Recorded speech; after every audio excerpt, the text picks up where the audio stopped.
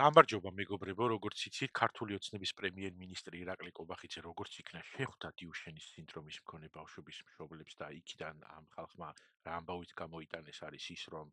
რაღაცა პოზიტიური ნაბიჯები გადაიდგა და იმედი მიეცა მათაც და შესაბამისად ჩვენც აბსოლუტურად ყველას, რომ საქართველოს მთავრობა ბოლოს და ბოლოს გადადგავს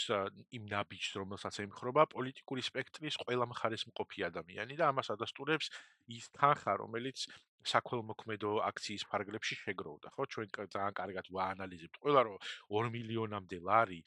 ქართული ოცნების მხარდამჭერების გარეშე და ზოგადად აი ამ საკითხის გარშემო ქართველების საქართველოს მოქალაქეების ერთიანობის გარეშე არ გამოვიდოდა, ეს ხო გამორიცხულია. ამიტომ ეს გარკვეულწილად რეფერენდუმიც იყო ამ საკითხთან დაკავშირებით, რომ საქართველოს მოქალაქეები ვემხრობით იმას, რომ მთავრობა დაეხმაროს ამ ბავშვებს და მათ ოჯახებს. მაგრამ იქ ხა ხო კიდე ირაკლი კობახიძეს რაღაცა თავისი პოლიტიკური სენტიმენტებით შეუთავაზებია იმასთან დაკავშირებით, რომ აი სხვა პოლიტიკურმა პარტიებმა რაღაცა არ მოგატყუონ და იმათთან ერთად ნუ დადგებით თუ რაღაცა ეგეთი თემები, რომელსაც მნიშვნელობა არ აქვს არანაირი, იმიტომ რომ ჩვენთვის ყველასთვის აბსოლუტურად მთავარი თემა არის ის, რომ ამ ბავშვებს თავის დროზე მისცენ ეს წამალი და დაეხმარონ და მათი საჭიროებები როგორც იქნეს და როგორც იქნება დაყმაყოფილდება. ხო და მაგრამ აქ ერთ თემას მინდა შევეხო კიდე, რომელიც ჩემი აზრით მთელი აი ეს ეპოპეა აი ამ ყველაფრისა ასახავს ქართული ოცნების პოლიტიკურ კულტურას და პოლიტიკურ აზროვნებას, მორჩილების აზროვნებას და მორჩილების კულტურას და ამაზე უბრალოდ თავიდან მინდა თქვა, რომ აი მაგალითად თავის დროზე ამერიკაში 2008 წელს ჩამოვედი, როდესაც ჰილარი და ბარაკ ობამა იყვნენ პრაიმერში დაპირისპირებული ერთმანეთთან და მაშინ სხვათა შორის ერთ-ერთი ყველაზე დიდი კულტურული შოკი რაც მივიღე იყო ის, რომ ერთი პოლიტიკური პარტიის წარმომადგენლები ერთმანეთს როგორ ლანძღავდნენ პოლიტიკურად, ანუ რამდენად აკრიტიკებდნენ მათ პოლიტიკურ პოზიციებს ერთმანეთისას. და ეს სერიოზულად დიდი გაყურების საკითხი იყო ჩემთვის, იმიტომ რომ ჯერ ერთი შევარდნაძის პერიოდში მოქალაქეთა კავშირი გამოირჩეოდა ზუსტად აი ეგეთი რიტორიკით, რომ ჩვენ გუნდი ვართ და ჩვენ ყველა ერთ რაღაცას ამბობდა აბსოლუტურად და იქ მხოლოდ და მხოლოდ ოპოზიციური აზრი, მხოლოდ და მხოლოდ რაღაცა ოპოზიციური პარტიებისგან ისმოდა, რომელიც აქა-იქი იყო და აქა-იქ ისმოდა მათი ხმა. შემდეგ 2008-ში, როდესაც ზამთარში ჩამოვედი მე ამერიკაში და მაშინ უკვე იყო პრაიმ მიშა. ანუ აი პრაიმ ნაციონალური მოძრაობა, რომელსაც რომლებიც მიუხედავად იმისა, რომ 7 ნოემბერი გამოვლილი იყო და მიშა მეორეჯერ იყო არჩეული უკვე პრეზიდენტად, ანუ აი ეს ლეგიტიმაცია ამ არჩევნების სახითაც მიღებული რახან ქონდა, ესეც უკვე მაინც ისე იყვნენ რა, გონორში იყვნენ ნაციონალები, როგორც ესეთი იმ პერიოდში და აი ეს მესმოდა მუდმივად მათი პოლიტიკური გუნდიდანაც, რომ ჩვენ გუნდი ვართ და არათუ შიდა პოლიტიკური და ის არ მახსოვს, რომ რომელიღაცა ნაციონალს რაღაცა გამოეთქვა, კრიტიკული აზრი პარტიის მიმართ. პარლამენტის დებატების დროს 15 კაციანი ფსევდოოპოზიციები რო იყო ხოლმე შექმნილი, ისინი ამბობდნენ ხოლმე რაღაცას და იქაც ეგრევე ისეთი აგრესია მიდიოდა ხოლმე ამ ხალხზე, რომ პოლიტიკურად განსხვავებული აზრი რა იყო ქვეყანაში ვიცოდით მხოლოდ და მხოლოდ რაღაცა პუჭუ-პუჭუ ტელევიზიებიდან. და შესაბამისად აი ამის დანახვა, რომ ერთი პარტიის ორი წევრი ერთმანეთს პოლიტიკურად აკრიტიკებდა, სერიოზული კულტურული შოკი იყო ჩემთვის. და მე აი მაგალითად ეს არის ამერიკული პოლიტიკის და პოლიტიკური კულტურის ნაწილი. თუმცა აი დონალდ ტრამპის შემთხვევაში ცოტა უფრო მეტად შეიცვალა ეს თემა და აი ეს იდეოლოგიურად ამ კაცმა რაც გააკეთა ძალიან ბევრი მისი პარტია აი თავისი იდეოლოგიის მაგა იდეოლოგიის გარშემო შემოიკრიბა და ერთ-ერთი მთავარი თემა რაც იყო ხოლმე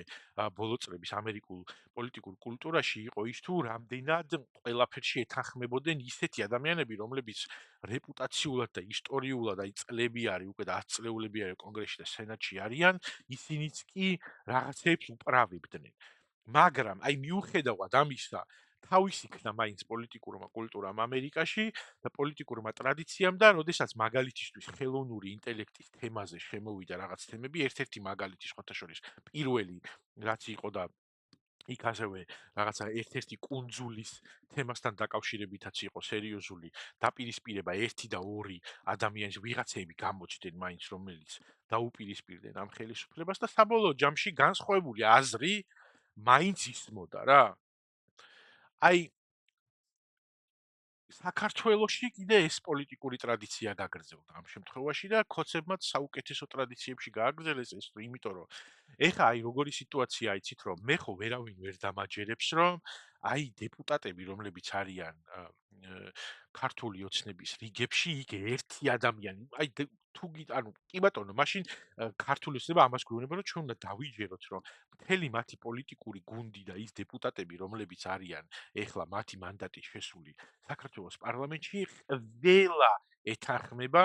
აი მიდგომას და იმ პოლიტიკას, რომელიც აირჩია ქართულმა ოცნებამ და მათმა ხელისუფლებამ აი ამ ბავშვების მიმართ. ყველა ეთანხმება აბსოლუტურად ამას.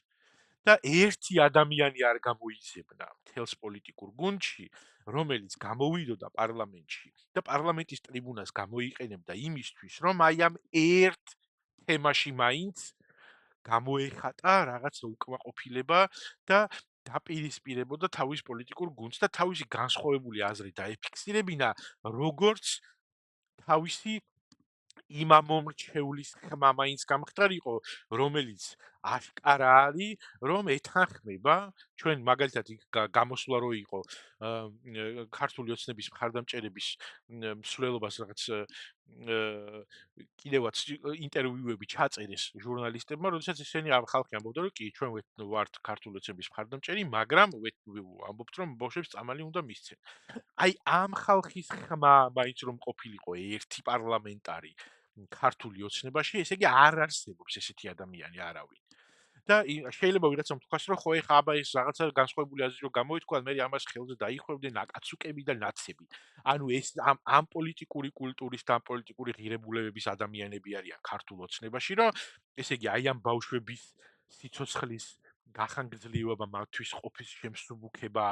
არის ერთ მხარეს და მეორე მხარეს არის რომ ვინ აკაცუკი რას დაწერს Facebook-ზე, აი ეს არის და ამან გადაწონა ესე იგი მაგას ამბობს რომ აი ამ ბავშვების თემა გადაწონა იმან რომ ვიღაცა ოპოზიციურად განწყობილი ტიპი ანუ ვიღაცა ოპოზიციური პარტიის წარმომადგენელი რას დაწერს Facebook-ზე მაგის იხემძღვანელა ან მორჩილება არის ესე იგი ან ვიღაცის ჯინაზე აკეთებენ ამას რასაც აკეთებენ ხო რომ ხმას არავინ არ იღებს იმიტომ რომ აა ხო არ ვიცი ხა მაშინ თქვენ თუ იმას გვეუბნებით რომ ამ ღირებულებების ადამიანები არიან ქართულ ოცნებაში რომლებიც აი ესე ნაჯახივით მიყვებიან მორჩილად ყველაფერს და მე მგონი რომ აი ეს დავინახეთ ყოველ შემთხვევაში იმას ვერ დავიჯერებ რომ ვიღაცას განსხვავებული აზრი არ აქვს სტატისტიკურად გამორიცხული არის მაშინ ესე ამოვიდა რომ ეს მართლა ხელით ნარჩევი მონები ყავთ ჩაყრილი ამ თავიანთ საპარლამენტო გუნდში. მაშინ არის ის რომ მოქმედებით და საქმით აჩვენებენ ამ მორჩილებას იმას რომ ვერავინ ვერ ბედავს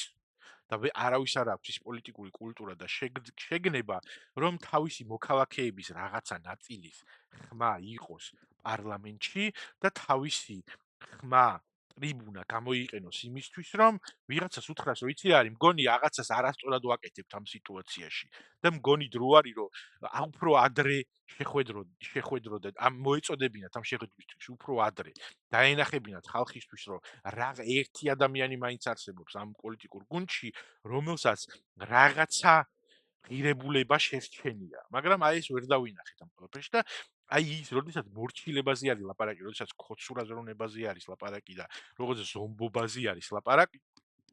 აი ამაზე აი ეს იგულისხმება ეს არის კარგი მაგალითი მთელი ეს თემა და ქოცური და ამ პარტიის წევრებისა და აი ამ პარტიის საპარლამენტო წარმომადგენლობის ქცევა ამ თემასთან დაკავშირებით აისახება ამაში რომ ერთი ადამიანი არ მოიძებნა მთელს პოლიტიკურ გუნდში რომელიც უბრალოდ ერთ სიტყვას მაინც იტყოდა იმას რომ იქნება და რაღაცა განსხვავებულად გავაკეთოთ ამ თემასთან დაკავშირებით. აი ეს არის პრობლემა. აი ეს ასახავს ამ პოლიტიკურ გუნდს და მათ პოლიტიკურ ღირებულებებს და მათ პოლიტიკურ აზროვნებას.